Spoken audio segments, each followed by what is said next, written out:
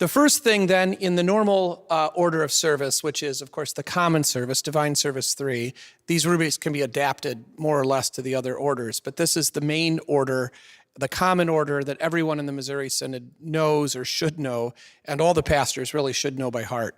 So the first thing, of course, then is the invocation. The only thing the rubric says is the sign of the cross may be made by all in remembrance of their baptism, which doesn't tell us a thing about what to do. It just simply tells us what the thing means. There are two possibilities for this.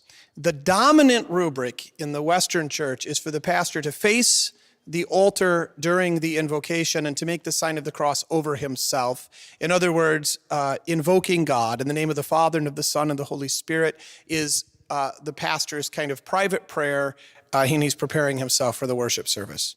That's the dominant rubric. I don't like it, though. I think there's a better rubric, which you can find in Reed's liturgy, and that is that the pastor actually turn and face the congregation for the invocation. And in this case, then, the sign of the cross is made over the people with the pastor's back to the altar. And instead of being a sacrificial act, it's a sacramental act. That is to say that it's actually naming the people. This, I think, is really based upon the words themselves. We call this an invocation, but normally in the liturgy, the parts of the liturgy take their name from the first words, but there's not an invoking here. We don't call upon God here. It's simply a naming. We're not naming God, we're naming the people. This is baptismal. This is what baptism does. It names the people with God's own name, Father, Son, and Holy Spirit.